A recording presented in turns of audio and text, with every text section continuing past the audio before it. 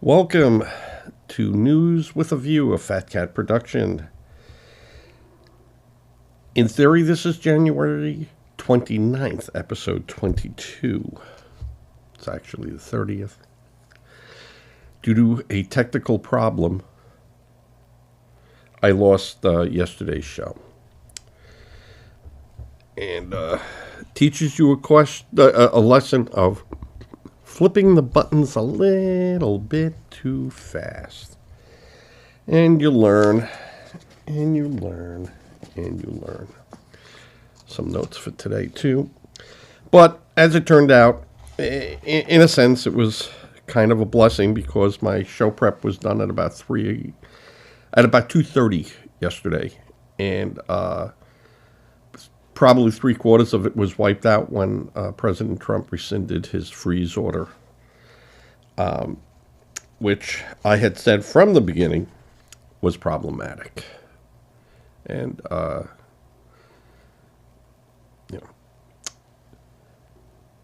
your host, John A. Costa.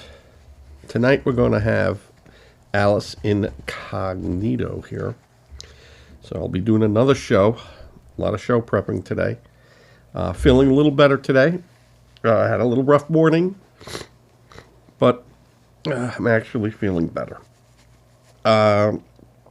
So let's just go over what the problem was with Trump and what he had tried to do. And understand, again, I am a conservative.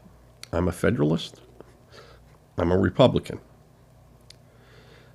But that does not mean that I would just stand idly by when people mess up or violate what I feel is the Constitution and should be called up on it. You know my stance on executive orders. I hate any president using it. And it's been done. I mean, I think President Roosevelt used it 3,271 times. Executive order. So, I mean, he was over 12 years. But you start adding that up, that's a lot. And to me, it is an overstep of Congress. And it's an overstep, an overreach by the White House. Should they have executive power? Yes. The Constitution says they can. And in theory, the executive power is law. The president can write law. The difference is the next president can come in there and just about unwrite it. The only thing they can't unwrite, from what I understand, is the pardon process and some other little things. But it's really a strict rule that they have. And that's the way it works. But where they screwed up, and this is the Office of Management and Budget, and they oversee the performances of the federal agencies and administer the federal budgets, better known as the holders of the purse. And the Impound Control Act was initiated in 1974 and requires the president to report promptly to Congress all withholdings of budget authority and to abide by the outcome of the Congressional Impound Committee. So the president goes to Congress, writes a letter saying, I don't want this money going over there. I know you approved it. This is what's going on, and this is why I want you to hold it up. Now, it's not stopping it, and it's just halting it. Now, they can recover it in what's called clawback, and then get that back. But since Congress voted it, he has to go to Congress to do it. And if Congress says, no, we're not doing that, then guess what, folks? It goes. Now, up to a point, when I say that, up to a point, I think there are things that the president can do to halt. But it just can't do what he did. Would he had given notice and saying, this is what I'm doing in line-by-line items, which he did, but only on very specific items. But the ramification was if it wasn't listed, the freeze just, blanketed everything, was everything. He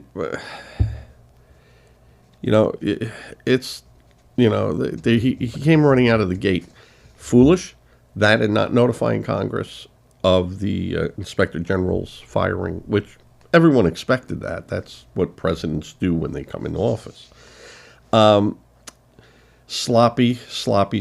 I do not want a president to be sloppy. I do not want a Democrat president to be sloppy. I don't want a Republican president to be sloppy. It's just bad. So the Impound Control Act requires the president to promptly notify Congress. And the Office of Management and Budget should specify the duration of the proposed partial year deferrals. Now, what they're saying, partial year deferrals. The president, in his legal mumbo-jumbo, didn't call it deferrals. He called it a pause.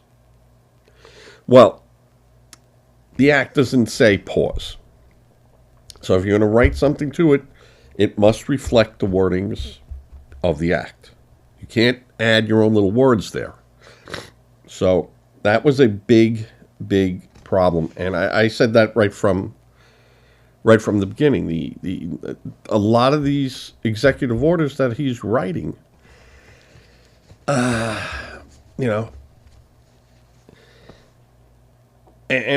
these are brilliant lawyers. So I am most certain that they're giving him good advice, and he's making bad choices. Call him as I see him, folks. Love Trump. But I don't go down the rabbit hole. I don't do that. I look, and I feel, and I taste, and it's got to feel right. It's got to taste right. Got to smell right. So he got in trouble with that. And, of course, his press secretary want to make it very clear this isn't affecting this, and it didn't. But would they had come out and said that in the beginning, they wouldn't have given the media ammunition. They might have asked a lot more questions, but hey, you're the government. You got to tell us what you're doing. And let's see what happens in the future here. This was just bad, stupid. I said, I'll call out stupid. All right.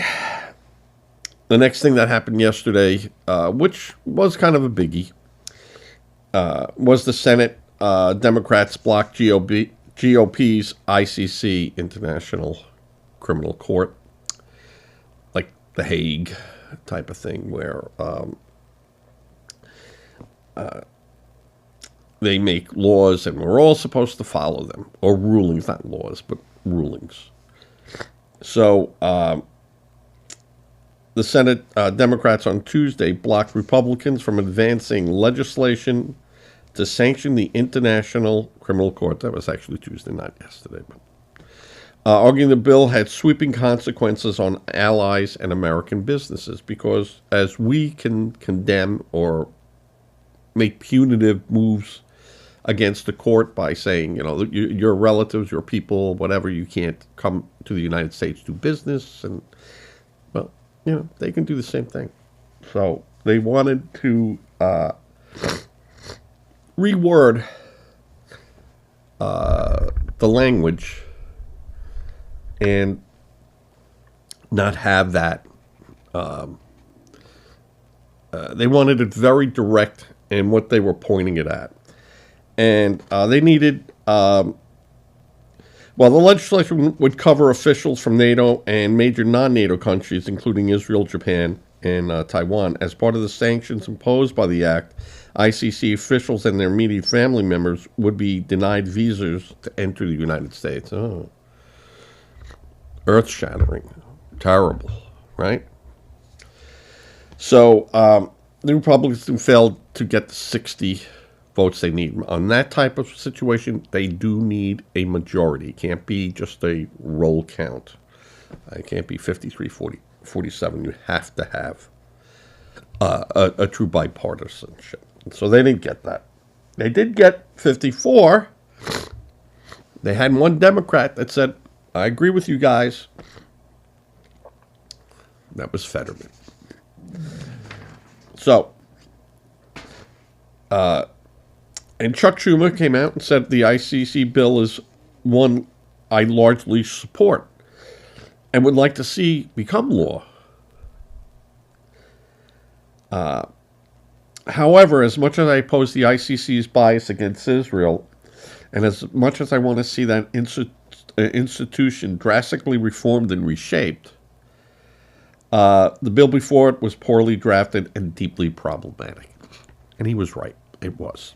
So, he says he has high hopes that they can go back, they could sit down, they could work it out with their partners, and have a bill that both the parties can go, we'll stand behind this. So, and this really came to a head because of the arrest of, the warrants for the arrest for Benjamin Netanyahu and former Defense Minister Yoav Gallant for their alleged crime of using starvation as a weapon of war. Well, I'm just going to say this.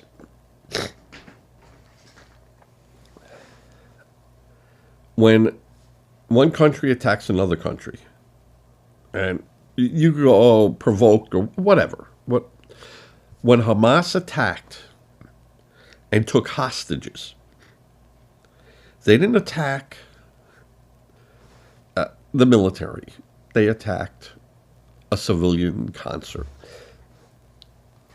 And you could say, well, all Hamas are enemy. It doesn't matter if they're working a grocery store or hold a gun. And you could say all Israelis are enemies, no matter if they're working in a field or holding a gun. All right. So, one army attacks another army. What do you think's going to happen? Honestly, what do you think's going to happen?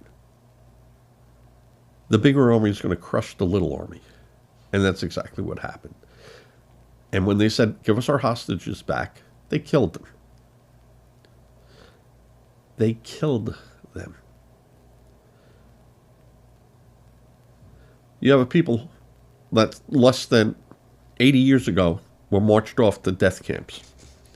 You think they're going to sit there and take that? Well, there's your answer. So they're going to go back and work that out. Not that it's going to do anything, but it's going to make everyone, we showed you. We're not sitting back and just taking this. Ridiculous. Get the rest of those people back or you're gone. Okay? So that's easy enough to do. Let's get to the fun and games of the confirmation hearing with Robert Kennedy yesterday. And it was good. It was a good hearing. And I thought absolutely the Democrats did make some inroads. And it was, I'm just going to speak about the Democratic response because, let's face it, the Republicans all threw softball questions at him. You know, it was like, yeah, my favorite ice cream is vanilla too, so we have something in common. Now, the Republicans never liked Robert F. Kennedy Jr. He was an uber liberal. He was to them, he was an ambulance chaser. And he went after big government. He went after big pharma. He went after environmental polluters. And he was tenacious. Good at what he did. And now he's in a very high, will be, and he will be nominated. I mean, confirmed. So, this one.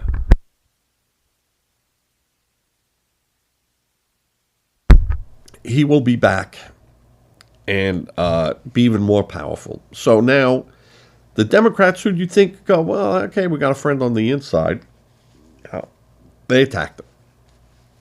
And they attacked him pretty hard. Wyden from Oregon, his points were really weak, and he had some issues with facts. And part of the strategy that they used was, that in their time, that was also, some of the response time.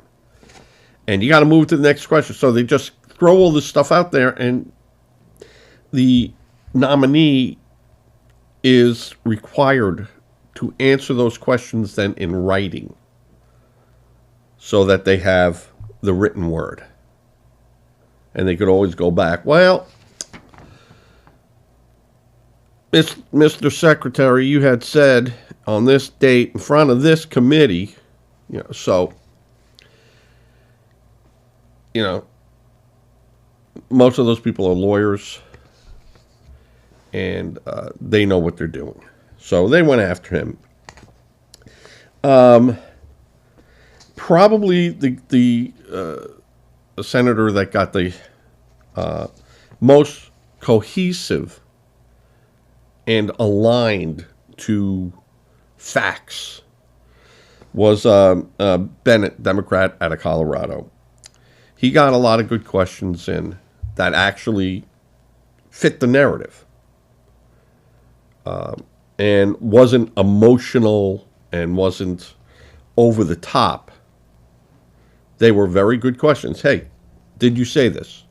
No, you didn't say that? This book's lying where you wrote it. How about at this speech? How about over here? So they got a couple of good kicks in. Not many, but a couple of good kicks in. Whereas the Republicans, like I said, oh, we remember your brother, or we remember this, and the name of Kennedy, blah.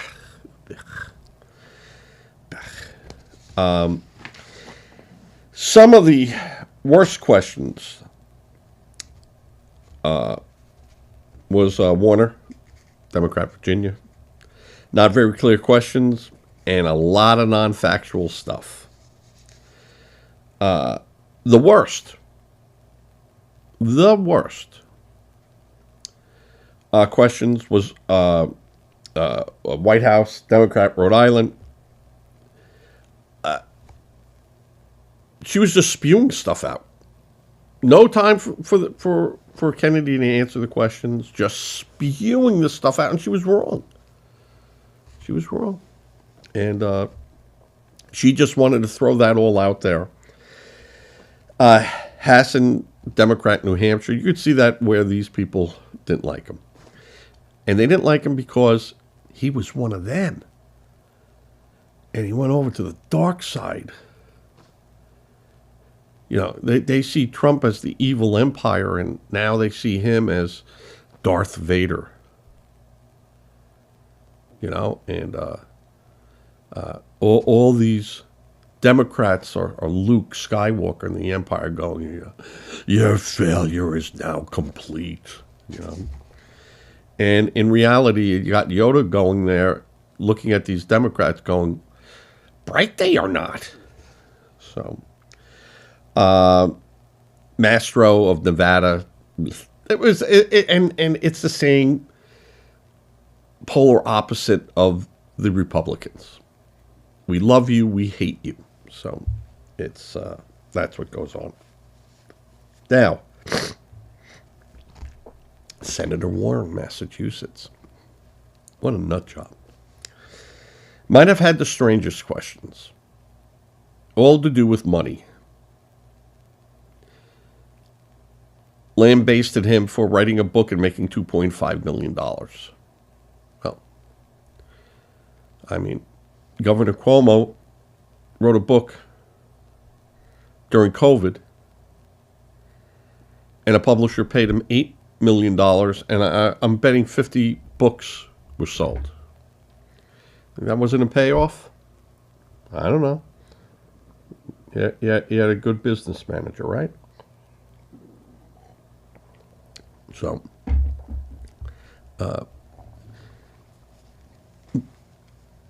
getting mad at him because he made money writing a book.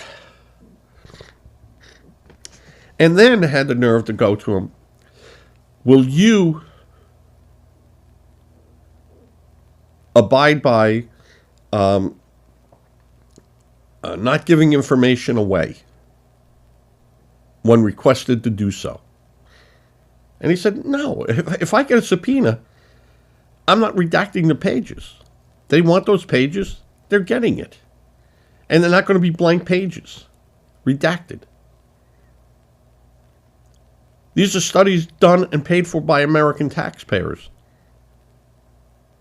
A lawyer, a citizen, a newspaper should have a right to every piece of those papers. And, she got upset with it. Then she goes, well, when you leave office, do you agree not to sue anyone and not to use your knowledge to bring about a suit? And he said, absolutely not. He goes, I'm not agreeing to that. What I do after I work for you, unless it's in the ethics and my stipulation and scope of my duties and responsibilities, I'll agree to that, but not you're not adding that in there's no contract. So the day I leave, of my choosing or the president's choosing, I could do whatever I want to do. And you're not telling me I have to wait 4 years. I mean, these were we believe in freedom. We believe in choice. We believe in this, except for you. So, and Kennedy won every argument with Warren. Warren looked stupid. She looked stupid. The person I liked the best, who asked the most meaningful questions and actual questions that any human being could answer, Bernie Sanders had real questions, real comments, probably the best of that whole committee. Bernie. Now, I've said it before. Hate the guy's politics. But he tells you exactly what he says. And he means it. This is exactly what he's all about. He's not hiding anything. And, you go, all right. It's a Trump, again, polar opposites. And it's the same thing. He's Trump over here, and Trump is Bernie over here. So it's interesting to see. But They very much are alike. And Welch out of Vermont, Warnick out of Georgia, he did all right. He asked questions. This person in my state happened to this, and LeJohn, for a Democrat out of New Mexico, did all right. He said, "Hey, we spoke to people. They like their Medicaid. They like their Medicare. We have an 80% approval rate, and it was it was all right." And Smith out of Minnesota. What the hell's going on in Minnesota? Honestly, what? I mean, maybe Robert Kennedy needs to go there and do soil samples and environmental samples, because there's something wacky going on there. So, I said Kennedy did a good job in his answers, much better than I thought he would do. And did it get testy? Sure did. Like I said,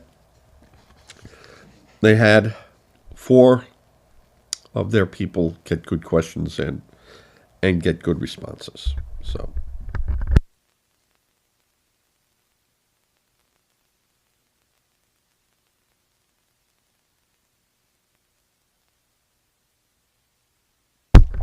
all right.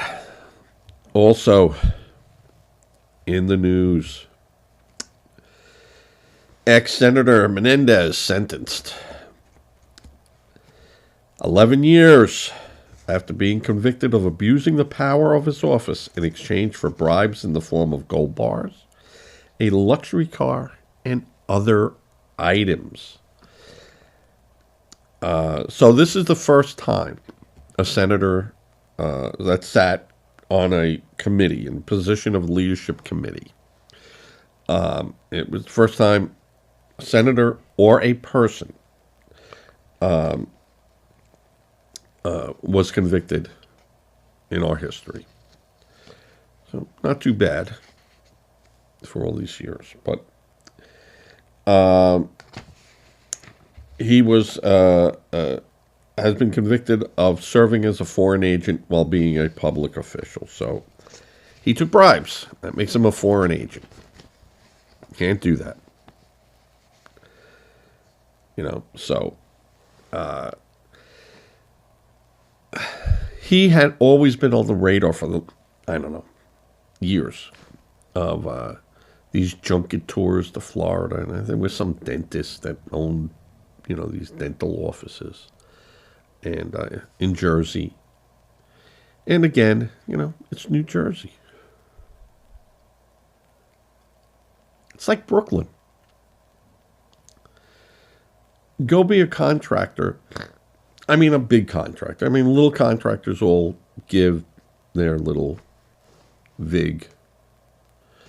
But be a big contractor and try to do work in New Jersey, in Brooklyn. And see if you don't get a visit from someone from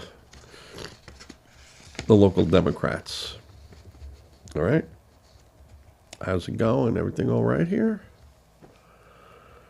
1, 2, 3. Be back later. We'll talk. Yeah. So, I'd like to see some of these people be investigated too. The other news item that had me laughing: USDA Inspector General Phyllis Fong, a 22-year veteran of the department, had to be dragged out of her office by security when she refused to leave when fired. She had told colleagues and the security team that she was fired incorrectly, and as such did not have to vacate that office or position. Now, I will say that she is partially correct. But when you're fired, that's it. You're fired. You can no longer be there. You could sue them. You can do all that. But you're out. The debate doesn't happen there. Your employer, in this case, the United States government, terminated your services, which is allowed. They're allowed to do that. Trump didn't give the 30-day notice required to notify Congress that he was going to do this. And more than likely, that's a 30-day window. These people leave that next day, and you get paid out. And whatever you're owed. And I'm sure it's a lot more than 30 days. So that became a problem for Trump. And again, this is just sloppy work on the part of the Trump administration. And they better start to rectify that. And this is the problem when you just start throwing all this stuff out. And that was done on purpose, folks. That was to overwhelm the system, to just overwhelm the Democrats. And I get why he does that, but it is not a good way to go. Not a good way to go. So she was dragged out of her office. And, she said she could stay because they didn't follow their proper protocol. And she is out of there. So that's what's going on. In latest news, of course, the horrific collision, which is a very, very rare event to begin with, of two aircraft over Washington's Potomac River on a flight, an American airline flight, and a United States Army helicopter. Both, apparently from what I've gathered, both were in contact with ATC, Air Traffic Control, and both were being monitored. The PSA flight, I think they were identifying this, PAS 25 or something, was requested to make an immediate deviation to use another runway because this other aircraft was coming. That was like the last communications, and then you heard in the ATC room some yelling and a little commotion going on behind this controller, so obviously someone was seeing something. And why the collision avoidance wasn't sending up alarms, and that tells one aircraft, the radar sees it, interprets all the information as these aircraft become critical to one another, and they tell one to ascend and the other to descend. So you don't have two planes doing this together or turn into one another. So they, boom. And the system works. T-scam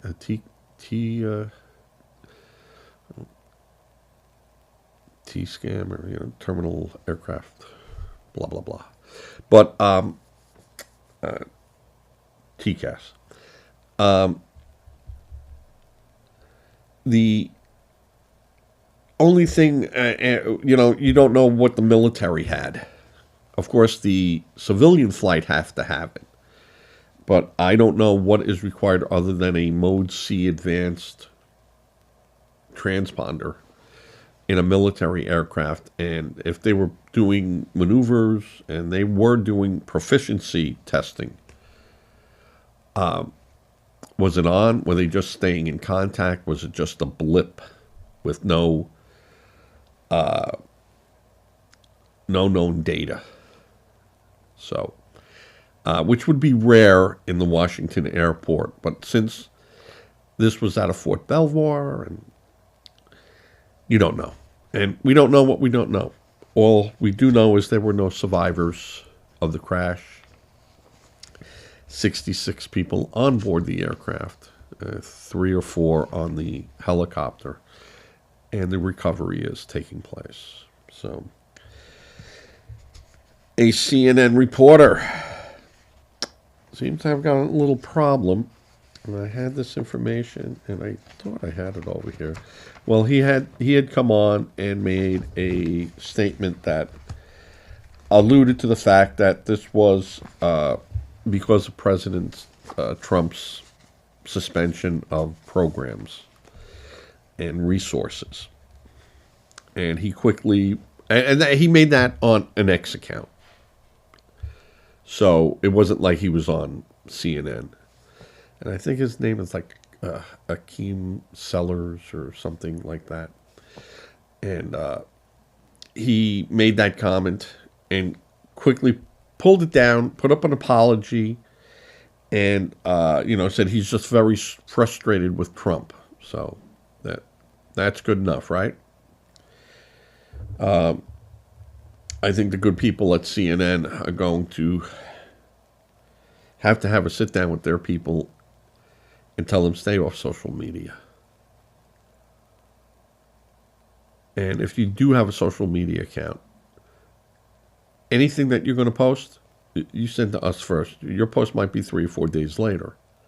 And if we find it offensive, we're going to fire you. So, but we're not telling you you can't have an X account. But since you represent this company 24 hours a day, which I have a problem with too, just so you know, you can't do that. So, personally, I like to see the guy fired. Think that's too harsh?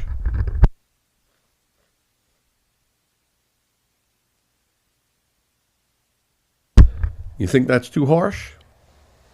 I don't see that harsh at all. That's how business is done. And, if you want to be in a position where you have the public ear, just like Trump, you better be right. Or be able to defend your position. So, that's what's going on. There's a lot of other things that are going on today, too, but we're going to bring that up at tonight's show, which I don't think we're going to do live. I might. I hate doing these live things. They're a pain in the butt. So far, for me, because I got so much building to do of fonts and things and timing, and really gotta have 2 or 3 people here with you to do that behind the scenes. So it gets a little difficult, but we'll get there.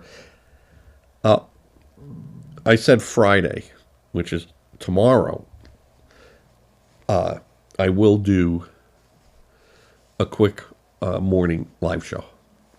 It's going to be very raw. I'll be playing some active video through and trying to figure all that out, which you'll hear me typing away over here. You can't see my hands because they're down here. And that's about it. That's what I'm going to put this up in a couple of minutes. Just going to be, I don't think I'm going to put too many fonts in here. It's just going to be my 2 banners, and that's it. So, we shall see you later. I will shut this down correctly so I do not corrupt files anymore. It's a nice little device, but they should have, and it's all software. You can do it all with software. Now, if that little red light's on and I try to push this off button, there's another little thing over here that starts beeping to me to say, do you really want to do that? Or have it so it forces that button off anyway, and, you might have stopped your show, but you saved everything. Because what happens, it goes into an unformatted TMP file, and it's, could be 6 gigabytes of data on there, and it's just unrecoverable. There's no way. You try syncing up a known program and try to have the metadata do its cloud magic. Yeah, I only had that work once. All right. To all who watch this, thank you. Again, my name is John A. Costa. And thank you. God bless. If you're going to make a donation to the hurricane victims or the fire victims, which I hope people can do, I do know charity begins at home. A registered and known charity only. Those charities will not reach out to you. You must reach out to them. Do not become a victim helping a victim. And with that, till later, thank you, God bless. Fat Cat Productions, News with a View, as I fade to black.